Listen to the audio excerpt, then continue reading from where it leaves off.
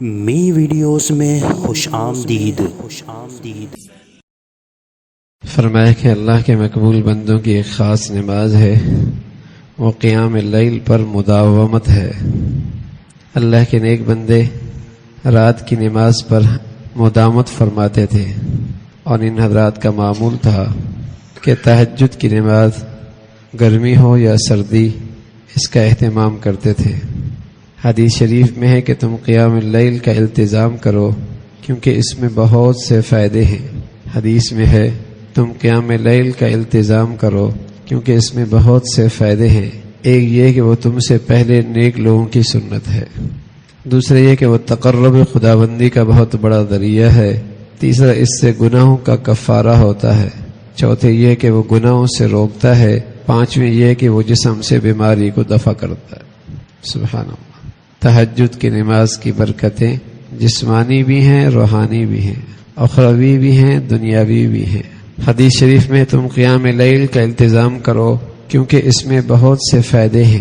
ایک یہ کہ وہ تم سے پہلے کے نیک لوگوں کی سنت ہے، دوسرے یہ کہ وہ تقرب خداوندی کا ذریعہ ہے، تیسرے اس سے گناہوں کا کفارہ ہوتا ہے، چوتھا یہ ہے کہ وہ گناہوں سے روکتا ہے، پانچواں یہ ہے کہ وہ جسم سے بیماری کو دفع کرتا ہے۔ اللہ کے نبی صلی اللہ علیہ وسلم نے تہجد کی تاثیر یہ بھی بتائی ہے، اس سے جسمانی صحت بھی نصیب ہوتی ہے، روحانی تو ہوتی ہے، جسمانی صحت بھی ہوتی ہے۔ اللہ رات کے آخری حصے میں نصیب فرما دے، بہت مبارک ہے، لیکن تھکاوٹ ہے، کمزوری ہے، سستی ہے، تو رات کے پہلے حصے کے اندر بھی کچھ نوافل اس نیت سے پڑھ لی جائے، اور اللہ کی ذات سے امید ہے پھر ایک وقت ہوگا کہ اللہ رات کو آخری حصے میں بھی اٹھنے کی توفیق نصیب فرمائے گا۔ اللہ ہم سب کو اس کی توفیق نصیب فرمائے۔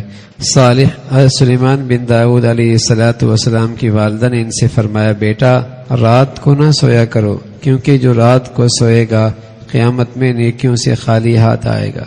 حق تعالیٰ نے داؤد علیہ السلام سے بذریعہ وحی فرمایا، اے داؤد، جو شخص میری محبت کا دعویٰ کرے اور جب رات ہو تو مجھ سے غافل ہو کر سوئے، وہ جھوٹا ہے، کیونکہ عاشق ایسے وقت کے منتظر ہوتے ہیں جس میں بفراغ خاطر محبوب کے ساتھ عرض و معروض کی جا سکے۔ اللہ سے محبت کا تقاضا ہے کہ رات کی کچھ گھڑیاں اللہ سے خلوت میں باتیں ہوں، اس لیے کہ جو سچے محب ہے اور سچا عاشق ہے وہ تو اس انتظار میں ہوتا ہے کہ خلوت ہو، تنہائی ہو، یکسوئی ہو، بات کرنے کا موقع ملے، اپنے عرض و معروض پیش کی جائے، کھل کے باتیں ہوں، لوگوں کے سامنے، مجمع کے سامنے کیسے سب سے باتیں ہوں گی۔ تو اللہ سے سچی محبت کا تقاضا یہ ہے کہ رات کا کچھ حصہ اللہ اس کام کے لیے نصیب فرما دے۔ حق تعالیٰ نے داؤد علیہ السلام سے بذریعہ وحی فرمایا، اے داؤد، جو شخص میری محبت کا دعویٰ کرے اور جب رات ہو تو مجھ سے غافل ہو کر سوئے، وہ جھوٹا ہے، کیونکہ عاشق ایسے وقت کے منتظر ہوتے ہیں جس میں بفراغ خاطر محبوب کے ساتھ عرض و معروض کی جا سکے، اور ایسے وقت جو قصدن کھوتا ہے تو معلوم ہوا کہ یہ جھوٹا ہے۔ پھر رسول صلی اللہ علیہ وسلم کا ارشاد ہے کہ اللہ تعالیٰ بندے کے ذریعے سے ملائکہ پر فخر فرماتے ہیں جبکہ وہ سردی کی رات میں تہجد پڑھتا ہے، اور فرماتے ہیں کہ میرے بندے کو دیکھو، میری خاطر اس نے دنیا کو اور اپنی خوبصورت بیوی کو چھوڑ دیا، اور لحاف میں سے نکل کر مجھ سے میرا کلام قرآن شریف کے ذریعے باتیں کرتا ہے، میں تمہیں گواہ کرتا ہوں میں نے اسے بخش دیا۔ تو تہجد کے بہت سے فوائد ہیں بھائی۔ پھر فرمایا کہ تہجد کے بہت سارے فائدے عرض کر دیتا ہوں۔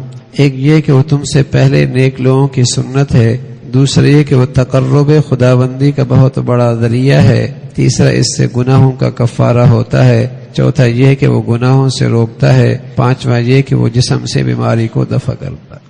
تو اللہ کے مقبول بندوں کی یہ نماز ہے، مقبول بندوں کی۔ رات کا آخری حصہ نصیب ہو جائے یہ تو بہت ہی مبارک ہے، اور اگر اس موقع پہ نہ ہو تو آدمی رات کے پہلے حصے کے اندر اس نیت سے کچھ نوافل پڑھ کے سو جائے، اور اگر پورا ہفتہ یہ بہت مشکل لگ رہا ہے تو ابتداءً ایسا بھی کر سکتا ہے، ہفتے کے 1-2 دن مقرر کر لے، 1-2 دن ہی مقرر کر لے کہ تاکہ عادت آ جائے، عادت ہو جائے، اور پھر اللہ کی ذات سے امید ہے اللہ اس میں آگے ترقی نصیب فرما دیں گے۔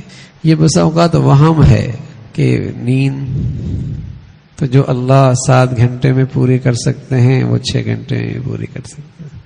اگر اس سے صحت پہ منفی اثر پڑتا تو اللہ کے نبی نے کہتے کہ تہجد میں صحت کا فائدہ ہے، صحت کا فائدہ ہے۔ تو اس کے مبارک اثرات ہیں۔ اس نماز کے بدولت آدمی کے اندر بڑی ہمت آتی ہے، گناہوں سے بچنے کی، اللہ سے بڑا تعلق بنتا ہے۔ عبداللہ ابن عمر رضی اللہ عنہ قاعدہ تھا کہ وہ رات کو اٹھتے اور فرماتے نافع کیا صبح ہو گئی؟ وہ فرماتے کہ نہیں۔ اس پر آپ نماز پڑھنے کھڑے ہو جاتے اور جب نماز سے فارغ ہو جاتے تو پوچھتے نافع کیا صبح ہو گئی؟ وہ کہتے جی ہاں۔ تب بیٹھ کر استغفار کرتے رہتے یہاں تک کہ فجر ہو جاتی، یعنی نماز کا وقت آ جاتا، پھر آپ نماز کے لیے نکلتے۔ وَالْمُسْتَقَانُوا قَلِيلًا مِّنَ اللَّيْلِ مَا يَهْجَعُونَ وَبِالْأَسْحَارِ هُمْ يَسْتَغْفِرُونَ۔ رات میں قیام کیا اور جب صبح ہونے کو آئی تو استغفار کیا، رات کو قیام کیا اور جب صبح ہونے کی ہوئی تو استغفار کیا کہ اللہ جیسے یہ عبادت ہونی چاہیے تھی ہم تو ویسے نہ کر پائے۔ والمستغفرین بالاسحار، سحری کے وقت یہ اللہ سے معافیاں مانگ رہے، کتنا اللہ کو پیار آئے گا۔ ہاں، خلوت ہے، تنہائی ہے، یہ ہے اور اکیلا اس کا اللہ ہے، بس یہ ہے اور اکیلا اس کا اللہ۔ تو اللہ رات کے حصے کی ہمیں نماز نصیب فرما دے، بڑی خوش نصیبی ہے، بڑی خوش نصیبی ہے۔ یہ اللہ کے نیک بندوں کی ہمیشہ سے سنت چلی آئی ہے، اس کا اہتمام کیا کرتے۔ اور وہاں تو اور کوئی ہے ہی نہیں، ہاں، آدمی خوب اللہ سے مانگے اور اپنے اللہ سے تعلق بڑھائے۔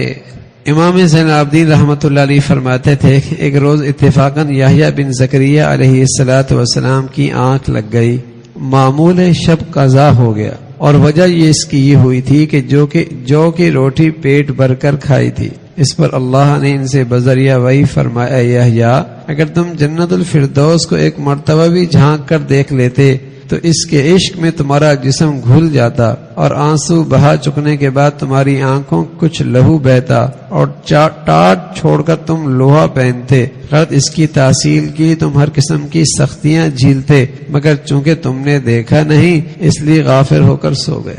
دنیا کے نفع آنکھوں کے سامنے ہیں، کیا مشقت اٹھاتا، نہ کھانے کی فکر، نہ پینے کی فکر، نہ آرام کی فکر، نہ سونے کی فکر، لگا ہے۔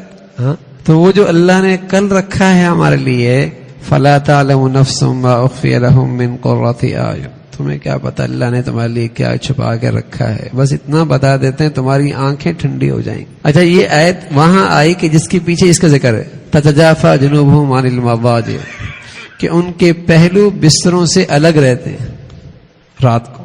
آگے فرمایا آخر میں فَلَا تَعْلَمُ نَفْسٌ مَّا أُخْفِيَ لَهُم مِّن قُرَّةِ أَعْيُنٍ، تو وہ بھی ایک زندگی ہے، اور تہجد اس کے لیے بہترین توشہ ہے، اور تہجد اس کے بہترین سرمایہ ہے، بہترین کمائی ہے۔ حضرت عمر ابن خطاب رضی اللہ تعالیٰ عنہ کا قاعدہ تھا جب ان کے معمول شب میں قرآن پڑھتے ہوئے کوئی وعید وغیرہ کی آیت آ جاتی تو کبھی تو ایسا اثر لیتے کہ بے ہوش ہو کر گر پڑتے، اور کئی دن تک ان کی یوں عیادت کی جاتی جیسے بیمار کی کرتے ہیں۔ نیز وہ اپنے زمانہ خلافت میں نہ رات کو سوتے تھے نہ دن کو، بلکہ کبھی کبھی بیٹھے بیٹھے ڈول جاتے تھے اور فرماتے تھے اگر میں رات کو سوتا ہوں تو اپنے کو کھوتا ہوں کیونکہ قیام اللیل ترک ہوتا ہے، اور اگر دن کو سوتا ہوں تو رعیت کو کھوتا ہوں، مجھ سے ان کی نسبت بعد پاسپورٹس ہوگی، اس لیے نہ میں دن کو سو سکتا ہوں نہ رات کو سو سکتا ہوں۔ ان حضرات کی مبارک زندگیاں ہیں، لیکن ہم اپنی استعداد سے کچھ نہ کچھ تو شوق ہو نا، کچھ نہ کچھ شوق ہو۔ اگر صبح صادق سے پہلے آدھا گھنٹہ بھی آدمی اٹھ جائے تو اس کی برکت سے دن بھر کے معمولات بھی ہو جائیں اور ایک زوردار روحانی ناشتہ بھی ہو جائے جو دن بھر کافی ہو جائے۔ اطباء کہتے ہیں ناشتہ اچھا ہونا چاہیے، چاہے رات کا کھانا ہلکا ہو، ناشتہ اچھا ہونا چاہیے، کیونکہ زندگی کے سفر ہوتا ہے، اعضاء اور جوارح استعمال ہوتے ہیں۔ تو اسی طرح روحانی ناشتہ بھی سویرے سویرے مسلمان بہت اچھا کیا کرتے تھے کہ انہوں نے زندگی کے مشغلوں میں شامل ہونا ہے، اب وہاں آنکھ کی بھی حفاظت کرنی ہے، زبان کی بھی حفاظت کرنی ہے، کان کی بھی حفاظت کرنی ہے، کوئی قوت اور توانائی تو ہو جس سے ان چیزوں پر قابو پایا جا سکے، تو روحانی ناشتہ کیا کرتے۔ عبداللہ ابن مسعود رضی اللہ تعالیٰ عنہ قاعدہ تھا کہ جب سب لوگ سو رہے ہوتے تو آپ تہجد کے لیے اٹھتے اور صبح تک آپ کے اندر سے ایسی آواز سنائی دیتی رہتی جیسے مکھیوں کی بھن بھناٹ، یعنی بہت آہستہ آواز سے قرآن پڑھتے تاکہ سونے والے کو تکلیف نہ ہو۔ سفیان ثوری رحمۃ اللہ علیہ جب اتفاق سے اپنی نفس کی طرف سے غافل ہو جاتے اور زیادہ کھا لیتے تو سرات کا زیادہ حصہ نماز پڑھتے اور فرماتے جب گدھے کو چارہ زیادہ دیا جاتا ہے تو اس سے محنت سے کام لے کر اس کو تھکایا بھی زیادہ جاتا ہے۔ حضرت طاؤس رحمۃ اللہ علیہ عشاء کے وقت اپنا بستر خواب بچھاتے اور صبح تک ان کی آنکھ نہ لگتی، بے چینی کے سو برابر کروٹیں بدلتے اور روتے رہتے، اور بس اوقات ایسا بھی ہوتا عشاء سے وہ حضرات آپس میں ایک دوسرے پر اس بنا پر ایک دوسرے کی تنبیہ کرتے۔ لوگوں نے ایک مرتبہ بشر حافی سے کہا رات کو تھوڑی دیر تو آرام فرما لیا کریں۔ انہوں نے فرمایا صاحب جناب رسول اللہ صلی اللہ علیہ وسلم اس قدر قیام لیل فرماتے تھے کہ آپ کے پاؤں مبارک پر ورم آ جاتا تھا اور ان میں سے خون ٹپکنے لگتا تھا، حالانکہ آپ کے اگلے پچھلے گناہ معاف کیے جا چکے تھے، پھر میں کیسے سو سکتا ہوں جبکہ مجھے یہ بھی علم نہیں کہ میرا ایک گناہ بھی معاف ہوا ہے یا نہیں۔ حسن بصری رحمۃ اللہ علیہ فرماتے تھے جس کسی کا قیام شب قضا ہوتا ہے وہ ضرور کسی ایسے گناہ کی سزا میں قضا ہوتا ہے جس کا اس نے ارتکاب کیا ہے۔ حسن بصری فرمایا کرتے تھے جس کسی کا قیام شب قضا ہوتا ہے وہ ضرور کسی ایسے گناہ کی سزا میں قضا ہوتا ہے جس کا اس نے ارتکاب کیا ہے۔ بس ہر شب غروب آفتاب کے وقت اپنے نفسوں کی پڑتال کرو اور دیکھو آج تم نے کس قدر گناہ کیے ہیں، جس قدر گناہ کیے ہوں سب سے توبہ اور استغفار کرو تاکہ تمہیں قیام لیل نصیب ہو۔ اور فرماتے تھے قیام شب اسی پر گراں ہوتا ہے جس پر گناہوں کا بوجھ ہوتا ہے، کیونکہ جس طرح حسی بوجھ سے جسم پر اثر ہوتا ہے یوں ہی مانوی بوجھ پر روح پر اثر ہوتا ہے۔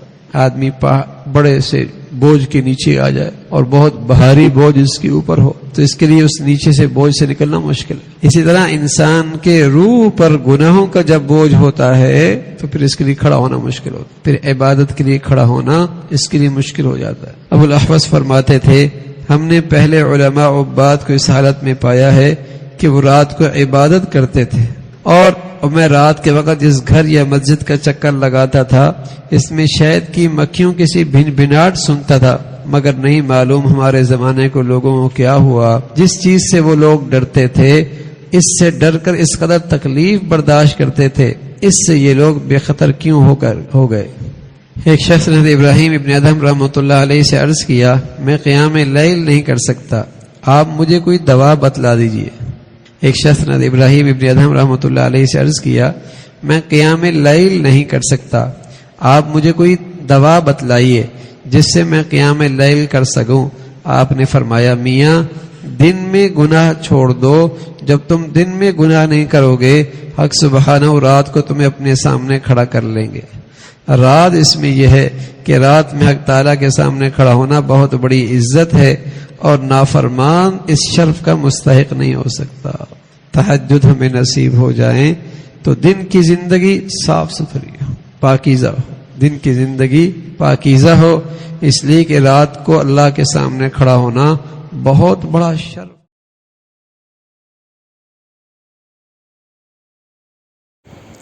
اگر آپ کو ہماری ویڈیوز پسند آئی تو ہمارا چینل می ویڈیوز لازمی سبسکرائب کریں، نوٹیفیکیشن کے لیے بیل آئیکن پر ضرور کلک کریں تاکہ ہر ہماری نیو اپلوڈ ویڈیو آپ کے نوٹیفیکیشن بار پہ اس کا نوٹیفیکیشن آ جائے۔ شکریہ۔